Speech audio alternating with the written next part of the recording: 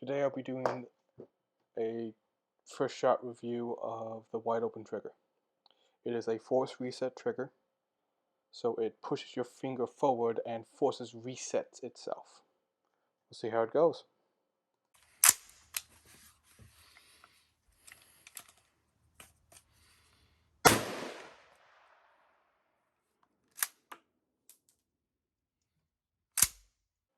Did anyone else notice that?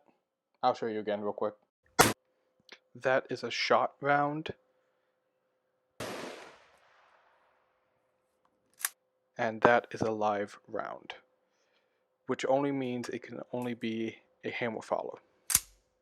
And what I'm referring to is a hammer follow, where the hammer, which is this object right here, is following the bolt back into battery, and it's not being catched by the disconnector, which is this object right here,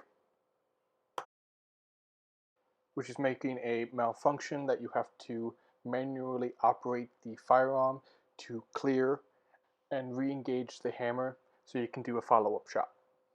At this point, I was trying to figure out what was the problem, and got to the point where I was half bracking it and trying to shoot it to see if that was working. It was still not working. I do want to put as a caveat, there is nothing wrong with the rifle. You can clearly see that it's gassed just right. The brass is flowing, going in a correct direction. It's all just the trigger. And for some reason the trigger was not working.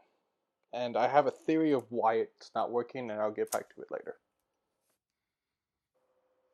And right there, double tap. I was like, ooh, maybe it's working. Let me try again. Another one. At this point, I'm like, ooh, maybe I just have to keep shooting it, break it in a little bit. But nah, it just kept going back to half shot, oh shoot, half load. Remember, I was promised this. And what I got was this.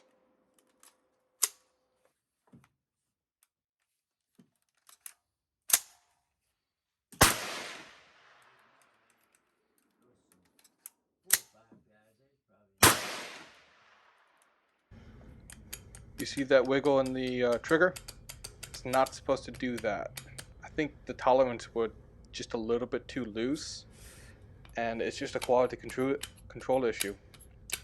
And that's what happens when you're not good on quality control, is you get a product that just won't work. I know it sucks, it's like about $300, and it just wouldn't work for me.